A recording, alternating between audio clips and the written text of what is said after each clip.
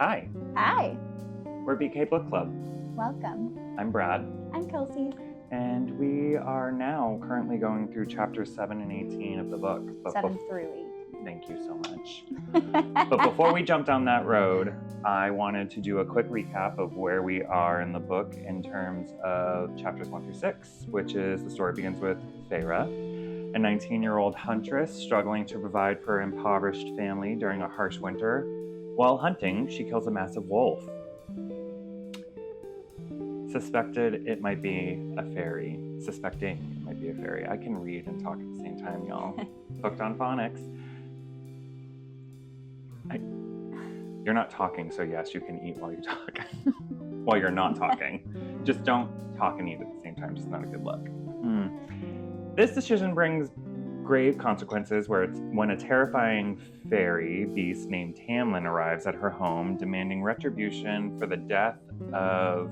But we didn't know his name, 1 through 6. We are recapping what happened in 1 through 6, so we now know his name. If they only read 1 through 6, you just spoiled it. If they're watching this one, This is a spoiler for, I mean, if you're watching this one, I'm assuming you read 1 through 6 and you've already done 7 through 18, because we're having the conversation now about 7 through 18. So, I'm just being sassy. Tamlin was pissed off that she killed his friend. To save her family, Feyre agrees to go with him to the fairy realm of Perinthian, which we still don't know if we're saying right, but we're giving it our best shot. Once there, Feyre is taken to the Spring Court, a beautiful but mysterious place where Tamlin lives. She discovers that all the fairies, including Tamlin, wear masks they cannot remove the results of a curse, which is funny because we talked about that in the last episode and we weren't sure what was going on there. So I'm glad that we got some explanation. I also love your narrator voice. It makes me really happy. That's my customer service voice. It's like, oh my god. Oh my god. Once there, Feyre is taken to the Spring Court, a beautiful but mysterious place where Tamlin lives. She discovers that all fairies, including Tamlin, wear masks that cannot be... I think you're recapping removed the results of a curse. No, it's... Because all of that we learned in this last read. Maybe, so but at the same time, definitely... But you've read this far, we're just giving a quick recap.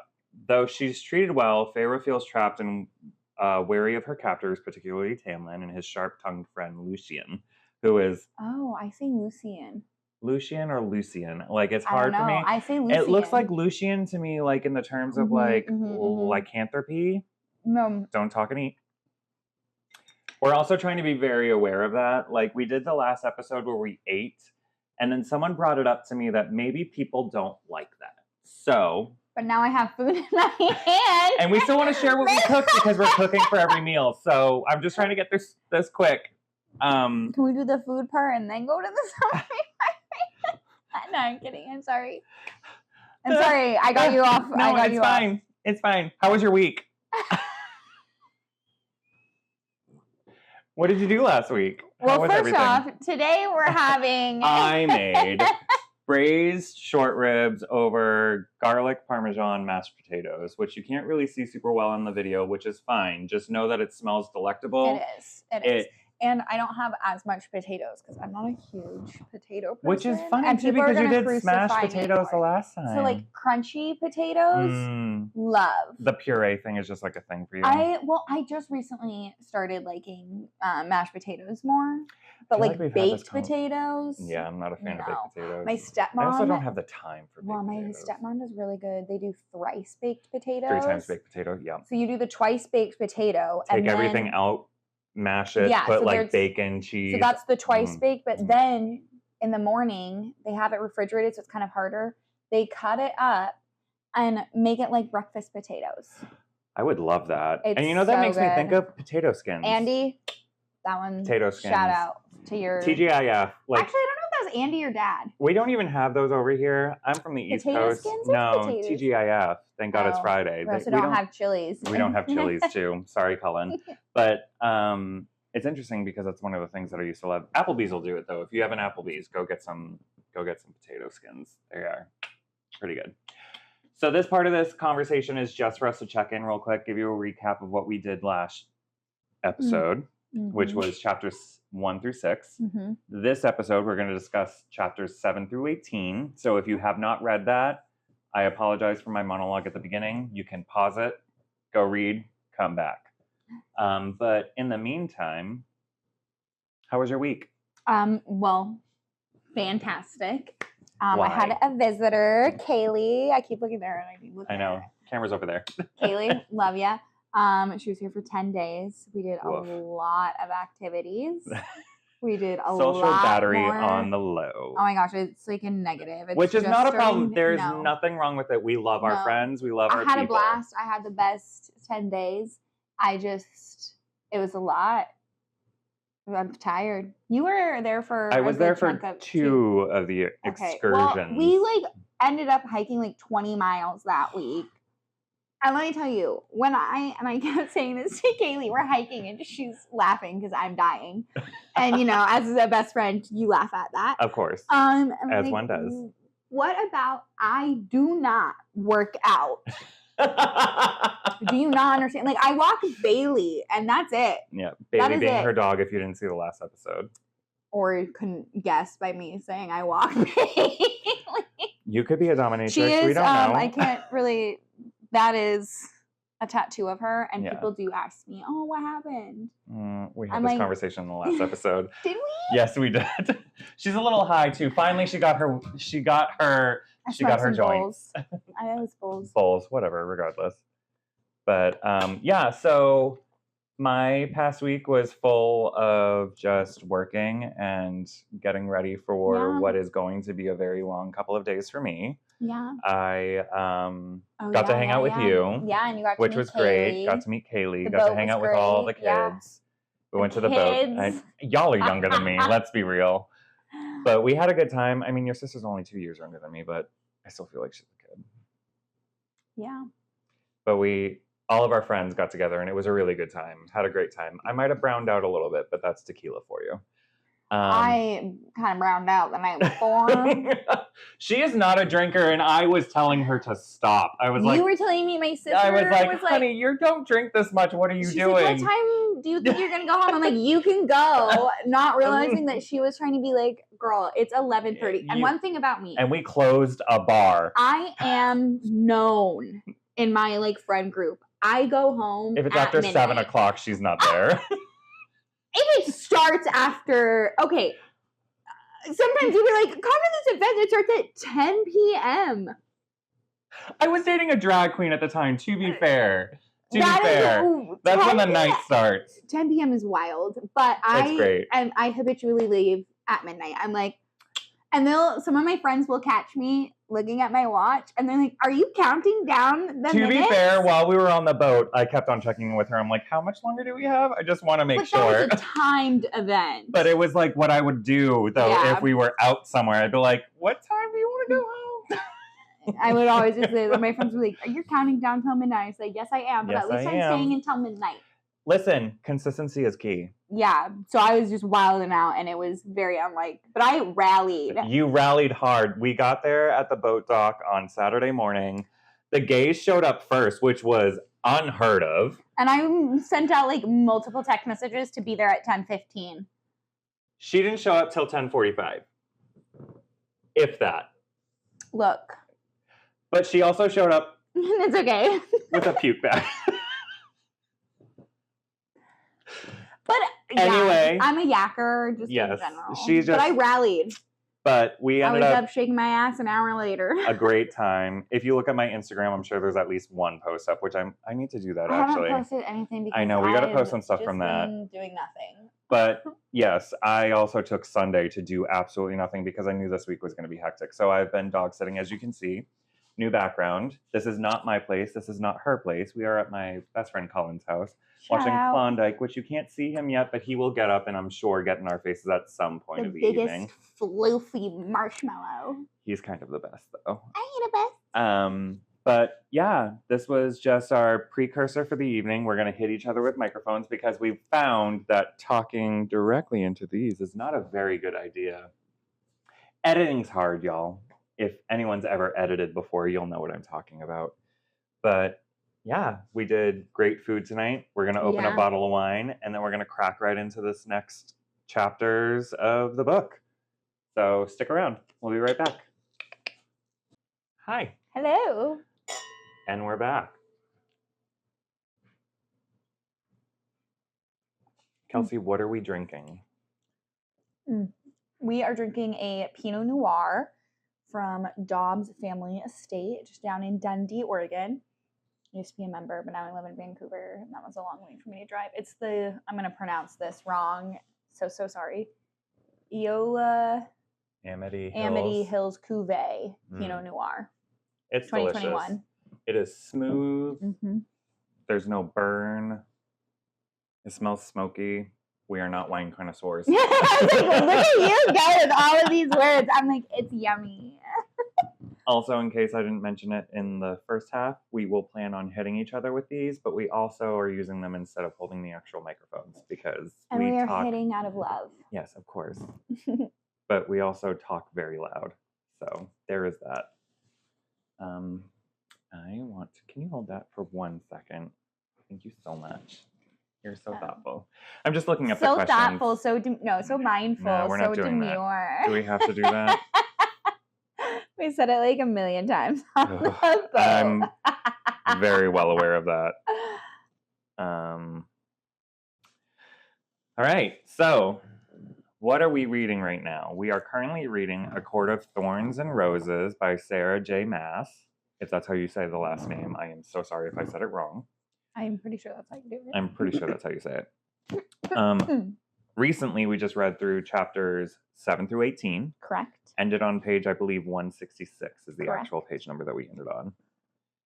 So for the first question that we have is Feyre. That was because I was calling her Feyre. You said it earlier and screwed me up. Feyre and Tamlin's relationship. Yes. What do we think is happening? Where is it going? Let's just talk about it. I wonder where it's going. Okay, so we're very full aware that this is a smut book. We get it. But I think it's really interesting because I kind of like the vibe that I was kind of getting. I knew that they were going to be the main characters. I'm not stupid or naive. Right. But there was a small part of me that thought that she might get with Lucien first. Like especially the going to the all that stuff. Like yeah. I think because I don't know if I'm going to be able to hold both. Oh, yeah, because I have a little I'm just going to go like this. I'm not putting it on. I will knock it over and it's a white rug. Yeah. I just think that I say Lucien. I don't know if that's correct. Could be Lucien or Lucien. Yeah. We're not entirely sure. If you know the answer, please feel free to share with the rest of us. Yeah. Comments are welcome. Just don't be rude. Nice. Don't be rude. Don't be rude. Don't be rude. We are moderating. Have you seen Bon Quigley from Mad TV? No. Maybe. Don't be rude. Okay. We're getting off track. Is a queen. Coming back. Coming on back. Oh, listen, not my thing. Anyways, so their relationship, the two main characters that we know are going to end up fucking later. Like Lucien, I feel like knows. So you know how we talked about like the mate bond or whatever. Oh yeah. So I think that maybe Tamlin has that with Feyre, and he knows that because he kind of teased them about when he was like, "Oh, I can't go on the hunt, but he can." Do we think that that's kind of similar to and don't come for me? Do we think that's similar to the whole like Wolfie bond from Twilight there's like so many different things because the book that I was talking about last time, From Blood to Ash, or Of Blood and Ash. We don't. If you know what I'm talking about, you know what I'm talking about. If you know, you know. I'm so terrible too because I never remember like authors. Sorry, I will remember. Or at least try to. I think it's like Jennifer something. Go back to your train of thought. They have something too that's like that. And so I feel like it's just different variations of the same thing. Which is really interesting because when you start looking at like older fantasy books like Interview with a Vampire per se, it doesn't have, there's no like, love is a very strong and like, because it's a feeling that never dies and they are immortal. What was that? It paused for a second, and I don't know why, but it still says recording. So one of the things that I think that's really interesting is when you start talking about some of the older, like, science fiction movies or books, fantasy books. There we go. like Interview with a Vampire, for instance. I just happened to watch the series on AMC, and if you haven't checked it out yet, you should. It is the closest to the book, much closer than the movie. They definitely have some creative freedom, but at the same time, Christopher and Anne are on it for executive producers. I think the second season was the last season she got to be on because she passed away. But going back to what I was saying, they treat love like it does not matter. It goes on forever. So if I love you, I will love you till the end of time. But sometimes I also love him. So I'm going to go hang out with him for 6 centuries. Mm-hmm. And then after 6 centuries, I might miss you. And then we can go do this again. Like, it's very strange. And I'm curious if that's kind of similar because they're immortal, right? The fairies? Yeah. So I'm wondering if that's kind of the vibe too. But to be fair, like I said, I definitely thought. I think it's more like towards the Twilight or anything like that. That like it's instant like bond. The soulmate. What was that called though in Twilight? There was a name for it. He imprinted. Was it You're right. imprinted on her? Imprinted. I'm pretty sure it's imprinted. He did something on her. All we know is she was a child and that was inappropriate. A baby. An infant. Inappropriate. Stephanie Myers. Shame. Next question. We can shame a lot of authors. We have a lot of people we could shame. I'm not going to read the next question because it says a name in it that I don't recognize, and I feel like that's probably coming up. But, so the next question is Lucien's it's fine. Just backstory. What do you think of the glimpse into Lucien's past? How does it affect your perception of him? It's so sad. I'm going to cry again because She just read this today, mind you. Oh my gosh, because I had so much. I literally read all 100 or she checked in with me yesterday and was like, when do I have to stop reading by? And then she read it today. I read it all today. It was so sad. Cried actually 3 times during these chapters. But this one I definitely my heart is so broken. Like, that is so sad. I'm going to say something that's awful. But family trauma, relatable. Relatable. I mean, not like that, though. Not like that. Absolutely not like that. But we are not immortal beings, so it's a little it makes you kind of follow, and it's probably the point of it, fall in love with Tamlin a little bit because. Oh, I thought you were talking about Lucien. It's like I fell in love with him from day one. Oh, I think it was because he took. I mean, yes, him obviously, but he took him in and he made sure nobody would fuck with him anymore. Oh. It's okay. Keep going. We're trying to not curse as much. Which is very hard. It just slips out. I'm going to look at this real quick because I want to say something and I just want to make sure it's not a question that we have later, and there isn't. So on that train, though, talking about Lucien and what happened with him with his family, right? This woman, her. Yeah. We hear about her quite a few times in the chapter 7 to 18. And something that's interesting is that we never hear exactly who she is. We do, that's though. The point. Yeah. Wait. I got a train here. Sorry. I'm going on. No. You're fine. You're high and getting wine drunk. I love it. One of the things that I find very interesting is that we hear about her quite a bit. Mm-hmm. And it ties into Lucien losing his eye because that's did this to him. Or was it the dad that did it? It did say her. Okay. And the thing because that's how we find out that Tamlin is High Lord Fey of the Spring Court, which is also interesting. Another layer to peel back on.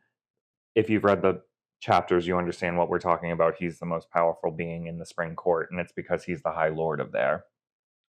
And Tamlin takes Lucien on as his emissary. I almost said consort, but I was like, that's not it. As his emissary. And what's interesting, though, is that she had that dream. Towards the end of the chapters, I'm jumping ahead a little bit. And the only reason I'm doing it, though, is because I was looking through the questions, and this doesn't come up. Yeah. There's that dream she had where this woman, is slitting her throat, which I think is a lot of foreshadowing. Mm-hmm. If I was going to guess, I think it's an educated guess. That's a lot of foreshadowing. This is the prediction of the future things, and it makes me, though, wonder, is Faye being I don't want to say manipulated, but like becoming sensitive to magic in some way. I think, and this is definitely coming from the last series I read, because like I said, for some things, or my brain just like works weird, and I think that there's a lot of similarities, because I was talking to my friend Mackenzie, and she's like, I don't remember there being a lot of similarities, but she read ACOTAR series and then Blood to Ash, and I read Blood to Ash, and now you're doing this. Yeah. But yeah, there's like, so this is, go ahead. well, because I'm like, it's gonna kind of spoil things for Blood to Ash, so if you haven't read it, so I'm sorry. We do plan on reading it at some point. It's not going to be anytime soon. It's going to be enough time for her to lose her memory of it. So next week. No, I'm just kidding. He's not kidding. I feel like after this series, you're going to pick the next series, and then perhaps after that series, well, we you check said that it doesn't one have out. to be series. It doesn't. It can be an individual book too, and we also take suggestions. Yeah, no, you get the next. I feel like Feyre is going to be like integral, yes, in defeating the. Absolutely. Yeah, so I think we got a little glimpse of that though when she captured the cerulean or whatever it's called. Yeah. Which is the other reason that I was like,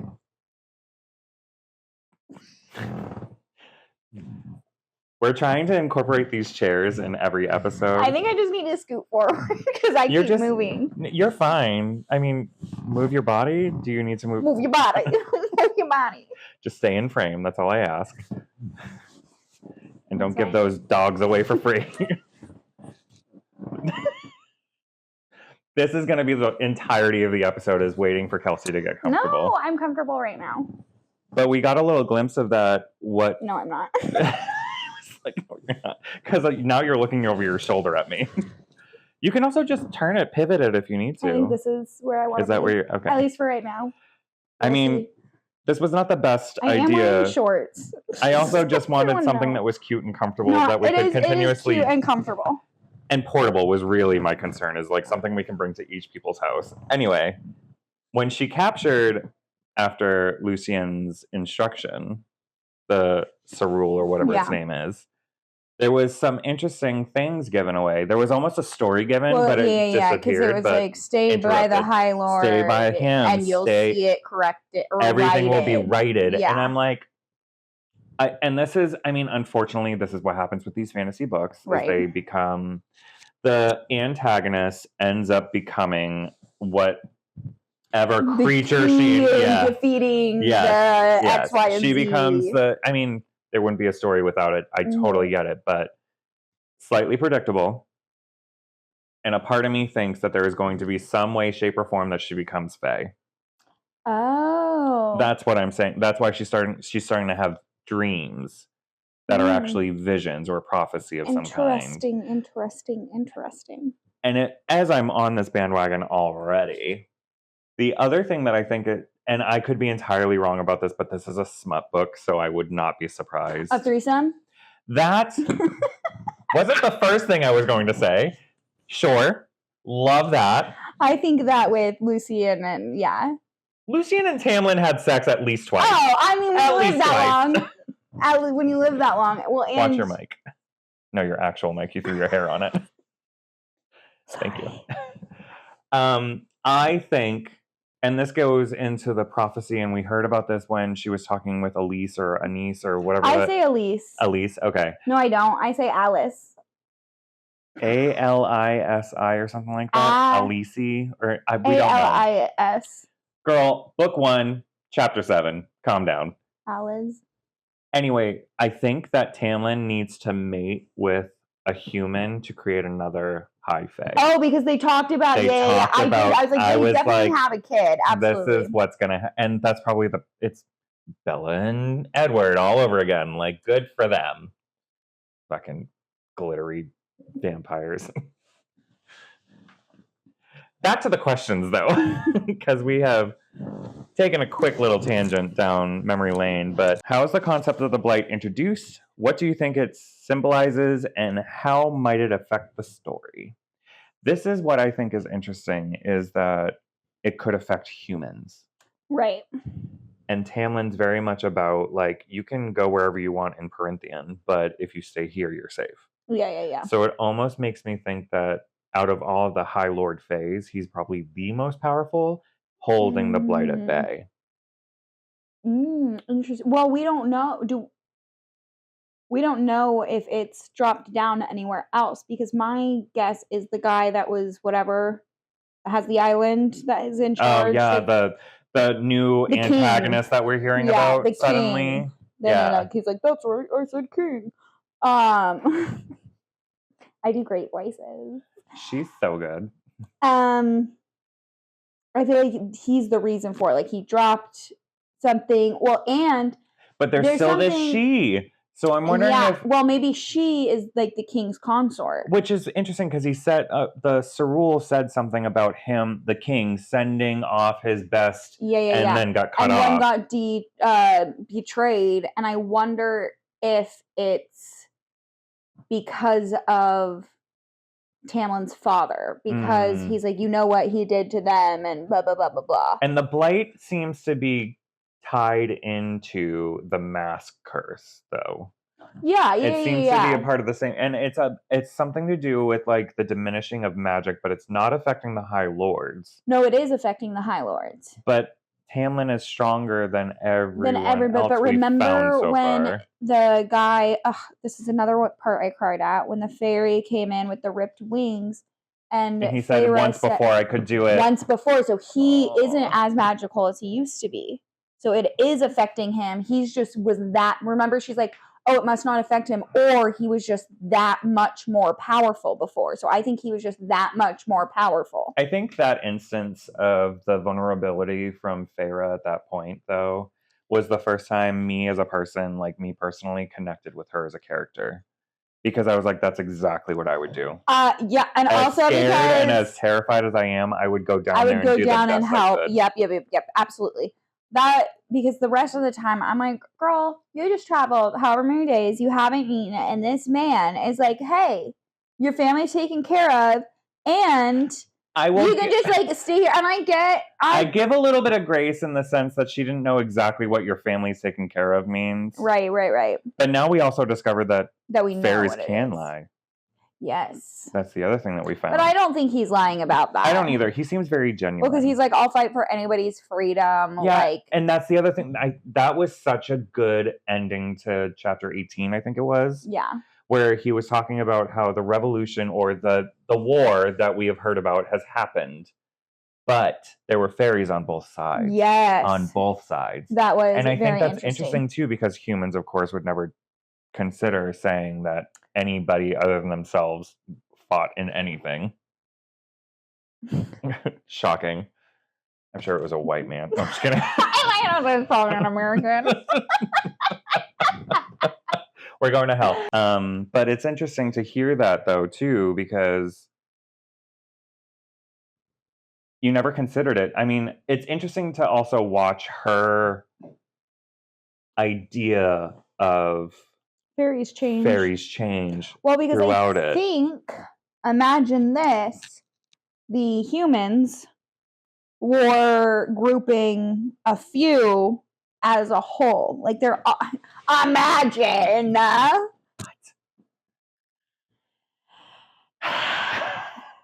Anywho, so I think there are some, like we've seen, like was it Naga? The Naga, yeah. That were evil and bad and terrible. There are the fairies Cerule or whatever bad. It's called was scary, but it had like principles and morals. Yeah. It was like, ask your questions. And then it was set me free. Yeah. And I think that because he knows that she's integral to the plot of the story. And so, like she's what's going to break this curse or whatever. So he's like, I'm not going to hurt you because like. Which also makes me curious about, and I wonder though, so we say that with just our context clues because we're not stupid, but. Watch, we're going to. We could be entirely wrong. Listen, actually, I'm just going to let her have that opinion. I don't know if she's integral to fixing everything. I think she will help. I think that I don't think she's the key. I think that he had to fall in love and she is his whatever mate they said or whatever. Sure, but I don't think that it had to be her. But I think that in the realm of like, oh, you only have one soulmate. Yes. She's because it was like the mate bond is gonna kick in. So like I think this mate bond is something. I hope that's not true. Like, oh, it's 100% gonna be true. She's definitely his mate bond. Or no, I meant like up. That was the only thing though, is like it had to be her. I don't want it to be like, I feel like for me, the story would be so much more interesting and more impactful on the readers too, if you think about it, if anybody could have been her. So, like, technically, my thought is anybody could have been her, but it was that her who was born into the heartmate. Like, she was always going to be, I said heartmate because that's from the other one. Sorry, everyone. The mate bond, like, had to be her. Like, I don't think it kicks in with everybody. I also want everyone to observe how she's holding her microphone, because that's exactly how she would hold the actual microphone, which is why she's not allowed to hold it. This microphone.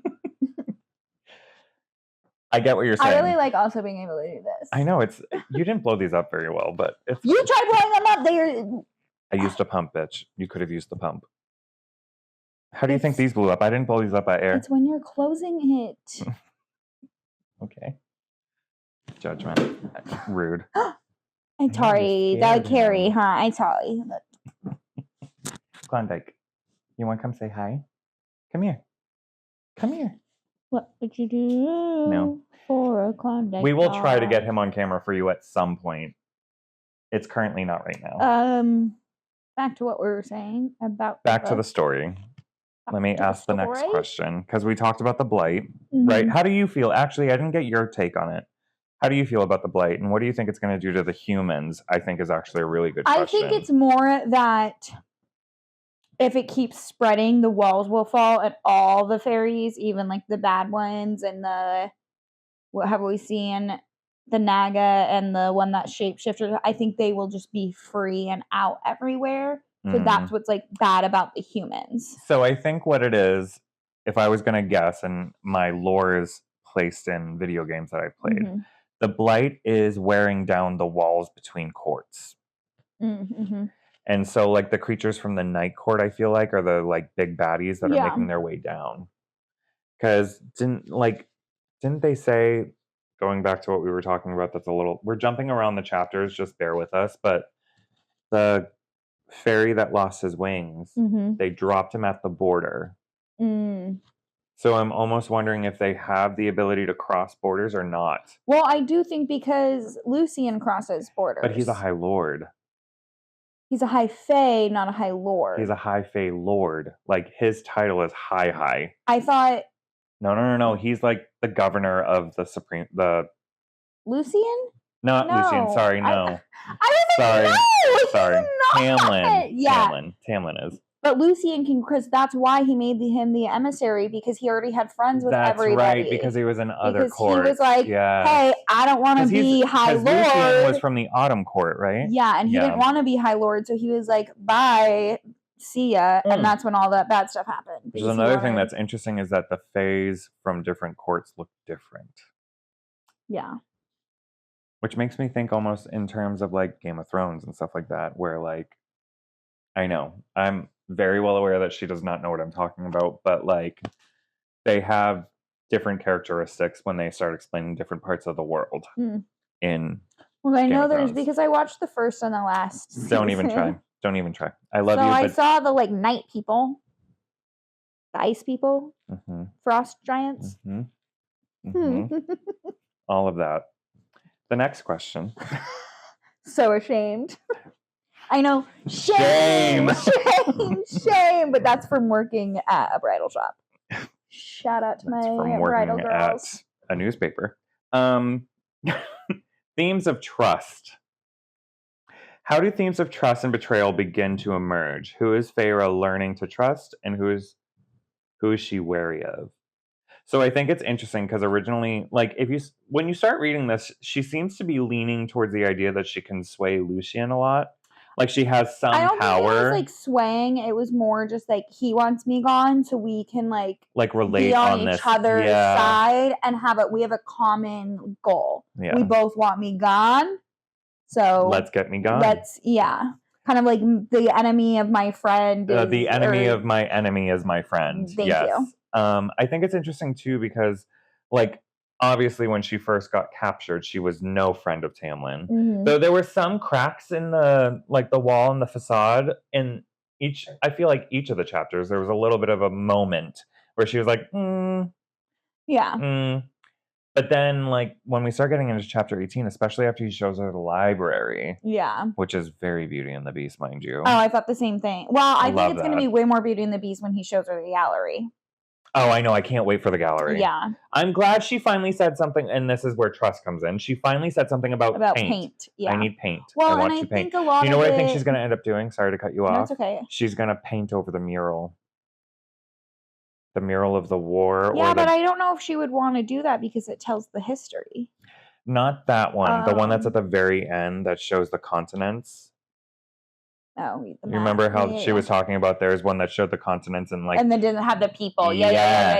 I feel like so adding to that, she's gonna add it, and she's gonna add personality and humanity to it. Yeah, definitely. Which I think is very, very interesting. I don't know if it's gonna happen, but I think that's like a prediction. I feel like, that's a prediction that I have. But I agree with you. I feel like the gallery is gonna be like that's gonna be when they sing "Tale is old as time."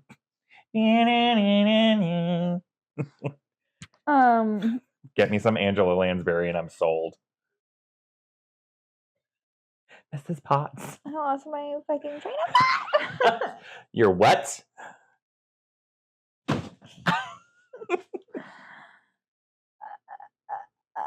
What's the question that we're talking about? Trust. Themes of trust. How it's changed for her. How it's changed across the group, really. Yeah. I feel like Tamlin's trusting her more. I think Lucian is definitely trusting her. After that escapade, and then he gave her that hunting knife. Yeah. And so I think that will make her trust him a little more. And I do think, like, because Tamlin's, I feel like, been pretty open with her. I think he's been super reserved, but is slowly. I think he's on some things and some not things. Something like he changed. told her about. Oh, you know what it was? The hand. But even before that, he was still like making an effort to like hang out with her. Making an effort, but it was like a very like passive aggressive effort. But as soon as she helped with the hand, it was very much like, let me take you to my special place. Yeah. I also though think that he is just maybe doesn't know how to act towards her, so it's like more awkward. He does say that at one point. That Lucian was better at communicating with people than he was. Well, and like even when she wanted to go on a hunt with Lucian, and he was like, "Oh, I'm busy, but you can go with him." Like I think that was him pushing because. Like, oh yeah, absolutely. And then she said no, and that's when she's like, "Take me to the study," and then he left. Yeah. And so I think he just like doesn't say things correctly, but he's been wanting to give her the tour. He wanted to do all of that, but because of the few like, "Oh, you won't be a bother to me," or like, she's taking that and like internalizing it, but he's not meaning it that way. And he finally started to explain himself a little bit more, and I think that's causing her to trust him more. I think, like I said, I think that he felt that mate bond pretty quickly. He imprinted. Yeah. While she was asleep. No, I'm just kidding. Why? I mean, come on. Like, even more like in their little cabin when he was the beast, like you know what when she like stood up for her family and kind of was like, "Oh, leave them alone and take me." Solely based off of the description that we got when he's in his beast form, I honestly think. Have you ever seen the movie Krampus? No, but I know what you're talking about. That's what you were thinking. That's what I think of. Like horns hunched over, like. Do you know what I think more of? And like, I know I'm wrong. I can't wait for this. I cannot wait for this. Like a fiercer looking. Have you seen Neverending Story? Falcor. Is that what you're thinking? That's in my head. But like also like all dragon shaped and everything, or a short stomp, like kind of shorter, but like kind of also dragony, but with like mix him with like a lion. Not Falcor. With a lion, and that's what has been in my head. I love this. Honestly, I love this. I don't know why, but that just like that mixed with like a lion and And then when his claws come out, I'm strictly thinking Wolverine. Oh my god. Okay.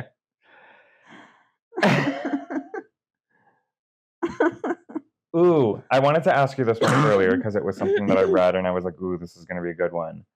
What do you think the curse that keeps the Fae's faces hidden behind masks? Or what do you think of it?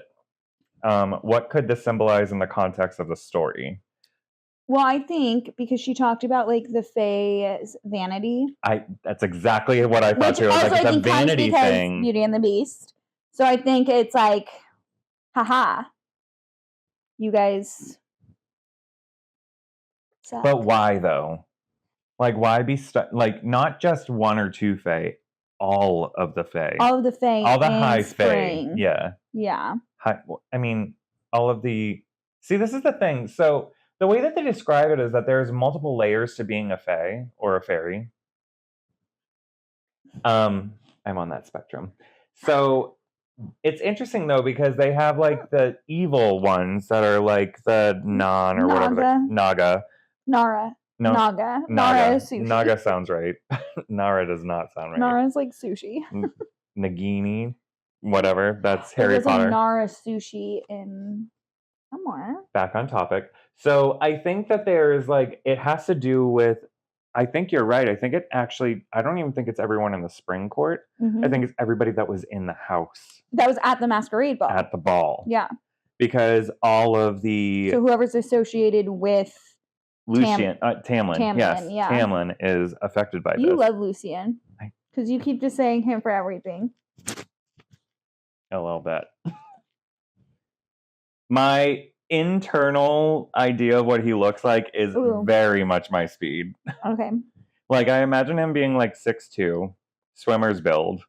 Okay. A little bit huskier than that, though. Like a swimmer. So think Michael Phelps, but just a little bit meatier. Okay. With scars, long red hair, and a golden eye. Sign me up. I'm thinking, like, if you mix... I can't wait. I can't wait. I'm looking forward to this. And my mind goes to Harry Potter. Shocking. I am shocked. Like, really, just if you take the eyeball of... Mad Eye Moody. Moody, and stick it on, like, Fred or George, but, like, huskier. But I also find Fred and those actors attractive. Do you? Mm-hmm. Yeah, I don't think they're bad looking guys. I think they're good looking guys. But like, I feel like muscular. Yeah, more like muscular than like give them or like Victor Crumb's build, but taller. Or like Book Charlie. Yes. Yeah. Yeah. Book Charlie is kind of how it's like I'm imagining them kind of the same. Honestly, I imagine him to look a lot like the Instagram guy I was talking about, the Stewart guy. His name is Stewart, by the way. I did look it up. Stewart. Look what I can do. I hope it's Stewart. Look what I can do. Stewart. I'm going to say his last name wrong. It's either Mackey or McKay. How's it spelled? Mackey. Exactly. He's on Instagram. Look him up. You'll know what I'm talking about. Shout out to you. But I imagine it a taller version of him. Because I mean, I don't know how tall he is, but because in most of his videos he's by himself, so it's hard to determine. Yeah. But I just imagine like a 6'2", 6'3" Stuart Mackey with a golden eye. With the same kind of riz as Daniel Craig as 007. Bond, yeah. That kind of riz.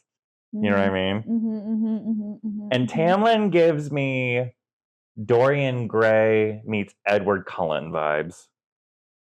Edward Cullen from the movie, though. From the first movie, where he was like, it's the fluorescence. What? It's the fluorescence. Yeah. He's like, it's the lights. Like, that's what it get. Like, that's the vibe I get from Tamlin. Dorian Gray. Like, I keep on saying Dorian. Christian Gray. I kept being like, Dorian Gray. Dorian Gray is an entirely different book. Not what I mean. I was just like, I don't know who that is. And Christian Grey with all the money and all the personality. Does he have blonde hair? Huh? Tamlin has blonde hair. They kept saying golden hair. No, and I get that. Oh, I'm just okay. saying, like, That the personality vibe. Got it. Looks wise, no, I don't know what I would compare him to. Maybe, ooh, you're not going to get this reference, though. Oh. Jaime Lannister. I know. I told you I watched the first and last season. Don't yell at me. I'm just saying, like, okay. I could see that kind of vibe. I was kind of thinking, like, Chris Hemsworth vibe. Yeah, it's in the same vein. Yeah. I could see that.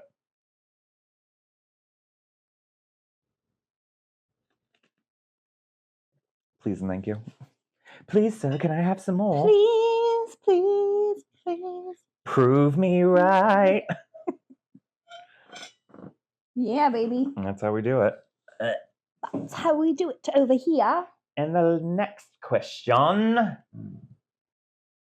Ooh, we're getting to the bottom of the barrel here. So, predictions. Well, we already kind of did that.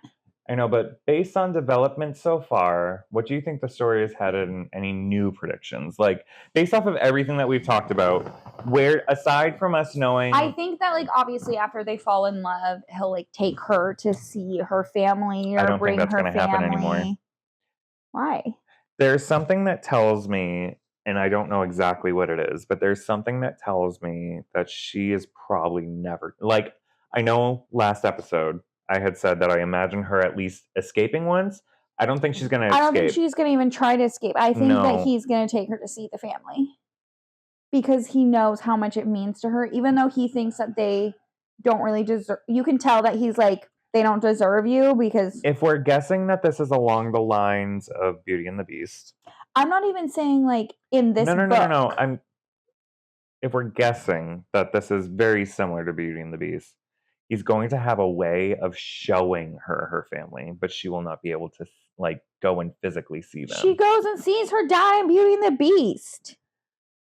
After she looks in the mirror. But I'm saying, like, there's going to be a mirror. Okay, well, I think eventually she will get to, like, in person see her family. I still stand behind what I said. I feel like the dad's going to be dead by the time she sees them. And I feel like the sister that was the one that we did not like, Nesta, is going to be like the head of the household. She will not have married that guy because she took it to heart. But she's going to be still taking very strong care of the other sister. Yeah, but I don't remember. And I feel like the other sister's going to make some kind of resurgence in some way. I think that, like, because you know how he glamored their memory. Yeah, which how do we know that not all of this experience for her has been one giant glamour? This is some Inception questions. I mean, I guess we don't, but I feel like just based off of romance novels, this is it. To be fair, my first romance novel, I have never read one before. So this is my first one. So you know this better than I would. But did you watch the formula for you? Like, the formula makes more sense for you. Yeah. For me, it does not. For me, I'm looking at this like it's a fantasy. Yeah. Did you watch Don't Worry, Darling? Oh, I feel like I did. With Florence Pugh and Harry Styles. Yes, I did. I'm like, that one ended. That's what I'm talking about. I'm like, it could all be. Book. It's a fantasy, romance. But that's what I'm talking about. What if it's like all in her head? I don't think it is. Oh, but I do think she's going to see Why do I have a headache? I don't think because he's taking care of him, I don't think anyone's going to be dead. I want to know how he's taking care of them, though. Is he sending money but is he sending them like a dowry? Like, is he monthly installments? Like, probably. You know what I mean? Like, it probably. I think that he has the wherewithal. We can't do a lump sum. Yeah. Because these people will spend it on something frivolous and idiots. Be idiotic. Without her. But, I mean, it makes sense. So they said what? She's living with a rich aunt in another town somewhere? Yeah, on her deathbed. And I think that maybe he sprinkled a little, you better appreciate her. I don't know about that yet because he didn't know that much about her until after she started sharing those things. I want to go swim in whatever pool of starlight that was. I got to tell you, this is how much a hoe I am. If he would have just started unbuttoning, I would have been like, done. There's so many things where I would have been like, done. Yeah, okay. Yep. Sign me Also, up. like, you just want me to live here and, like, chill, not talk to anyone, stay in my own business. For me, right? Okay. Done it. I get food, I get wine, I just have to fucking chill. Is there a pool? Where's the catch? But where's the catch? Well, she can never see her family again. Does she want to? She does, which is trauma. Honestly, what's the codependency, no, abandonment issues. Wait. Where are we going with this? Like Belle has it because she falls in love with the beast. Stockholm syndrome. Yeah, I feel like her family is so a little originally we thought Stockholm syndrome was happening with her and Tamlin, but really it was her and her family. Absolutely, because he's like, you really love them. And the more we hear about her mother, the more I'm just like, she's not that great. Everyone's a beep beep. She was not that great.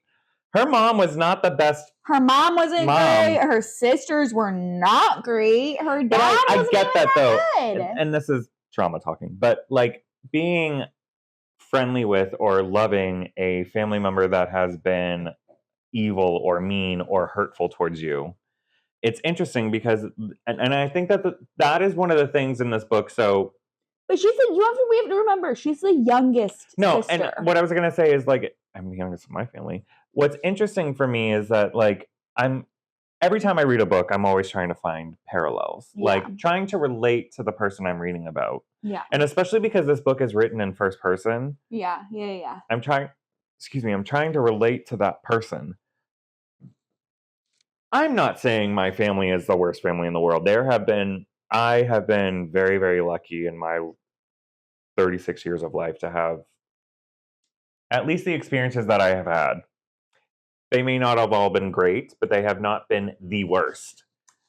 And it's varying degrees, correct? Right? It's just varying degrees everywhere across the world. But like, I think I related to her more, like I said, when she was dealing with, if somebody's hurt, I don't care how much I dislike you, I'm going to help you. And it's because that's just, and like she said, 100% like she said, if it was me, I'd want someone holding my hand and staying there until it was over. It's kind of, I mean, I'm relating to this something that's not out of the book. Or before we go down this, if you need to cut, you can say cut, whatever you need to do. No. I was just going to say, I can relate to like that of it, like the I'll be with him. It's also like, I'm a girl's girl, but I don't love every girl. Yep. Because some people are just me. I'm a gay's gay. I don't love every gay. Yeah, I would never leave a girl, even if I did not get along, we did not like each other. If there was a situation that I'm like, that makes me uncomfortable, I would never, even if it's my worst enemy, leave that woman in like a compromising position. I would like at least check in. There's at least 3 times I can think of where I have been out. I have to do it. There's at least 3 times that I have been out and about and been with like out and about. In a boot.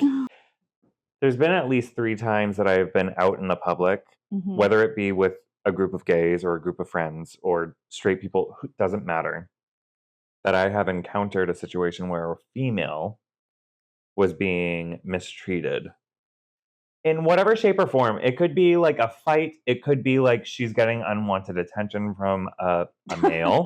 A stranger on the street. It could be that too. That I've been like, I don't know you, but I will help you. What do you need? Oh, I was straight up at a festival one time. You haven't gone to a festival with me. I've never gone to a festival. Oh. So I'm one of those people, I will leave the group. 100%. I'm going to go fill the water backpack. I'm going to go to the bathroom, but I'm really good at finding my people. Like, I'm like, oh, okay, boom, boom, boom. But I was off on a little adventure, and I see this girl, and like, you could just tell the body language. She keeps like taking a step back, and this dude just keeps stepping forward. So I literally just came and was like, oh my God, we've literally been looking everywhere for you. Grabbed her hand and walked away. Yep. And she literally was like, thank you so much. I don't know where my friends are. I'm like, okay, calm down. We'll find your friends. Take a deep breath. If not, what do you need? Come hang out with me and my friends. Yep. She's like, I just didn't know how to like get away. I was like, look, this is the thing. Just walk away. You're at a festival too. If you just start yelling loudly, get away. Get away. I don't want to like talk to you. Somebody like festivals are safe places. For the most part. There's safe obviously places. And There's things that we have to worry about. Be smart. Be smart. Well, and this was at Austin City Limits. Yeah. So it's like a family-friendly festival. Like there's literally kiddie there's a kids limits section or something. Yeah. So like they did that starting with Lollapalooza. Did you know that? No. There's a Kids-a-Palooza now. It's like our age people are having kids now. So it's like they're like, don't ruin this for us. No, I never got like the only thing I always worry about is when they're there and they don't have like the covering on the kids, because I was like, I mean, I don't, and I probably should. Because every time I start talking about kids, I automatically think of Chelsea Handler. Yeah. Where she's like, kids, they're not that great. They're not that great. I definitely know of, and this is just, I'm not tooting my own horn, but like going off of that conversation that we had where like we are those people that if we see something, we'll say something or do something. Yeah. I remember going to a gay nightclub in Boston with Trish. And we were in a, like, it wasn't technically VIP, but we were right up, like, it was such a weird environment. Like you could walk up a flight of stairs and go behind the bar and be like up a level from the bar. So the bar was directly behind you. And there was just speakers and dancers behind you. And then you went down the other side and then it was just the hall and everyone could dance on the dance floor. And there was still like speaker boxes and all that stuff, speaker boxes, whatever. She and I happened to be at the top and the bartenders were below us. I don't know if she knew the bartender or whatever, but we were just standing there dancing. It was just the two of us. And I remember watching. So she's facing me. Her drink is right here. Hold that. Okay. And she's dancing with me and we're having a good time. And this guy reaches around like this and then taps the bartender. And I automatically grabbed her drink and I was like, you're not drinking that. Absolutely we're not doing this. Absolutely not. And it was a brand new drink. And I went down to the bartender. I was like, listen, this is what happened. I don't care if I have to buy a new drink. I'm letting you know we're not drinking this. This is not okay. I don't know what he was doing because he had walked away by that point, obviously, especially when I noticed. Yeah, absolutely. And I was like, we're not doing this. Did they give you a free drink? Yep, 100%. I was like, I feel like I've been a bartender before and I would have been like, you're not paying. Metropolitan cities like that too, they're like, no, we'll take care of it. For that because that's ridiculous. And I would not, I don't want you drinking that. Unfortunately, happen too often. So. Yeah. I feel like everyone should be if you see something, do something, say something. Or say something, yes. Yeah. But to wrap up this episode, so what we discussed was chapters 7 through 18. Our next group of episodes is it's okay. Chapters. Yeah. Is going to be 19 through 30. So please feel free to follow along with us. I do know that there's a couple of you out there that have asked me what we're reading and all that stuff. So I hope you're here joining us tonight. If you enjoy the content, if you enjoy us just drinking wine, chilling, going on tangents, having a hot moment, which is what we're planning on doing from now on anyway, and not breaking any glasses. Especially not ones that we don't own. And I meant to bring the other glasses. I want to keep those consistent. Oh. My cute little load of glasses. Anyway, please subscribe. I have fun glasses though too. Then we'll use your fun glasses at your place and my fun glasses at my place. Okay. Please feel free to like, subscribe, share, add into the conversation. I will add most of the questions. I'm going to eliminate the ones that we did not go over because they unfortunately, I'm using ChatGPT and I don't think it knows where the chapters end precisely. So it gives me some information from newer chapters and I don't want to go over stuff. We already accidentally did that in chapters 1 through 6. So I apologize in advance. We also, though, didn't realize we did it because we didn't. We assumed it was somebody else's name. Yeah. So what I'm doing now is avoiding names I don't recognize. But please like, subscribe, share. Any closing thoughts from you? No, so far I really like this book. Me too. It's been good. I mean, I read literally over 100 pages today, and I'm so proud of you for that. So, anybody who knows Kelsey, she's not a speedy reader, which is not a bad thing. She's just not a speedy reader, which is not a bad thing. But it helps right now when I don't have a job. Yay for that. Yay. We are BK Book Club. Thanks for joining us, and See you next time. have a good night.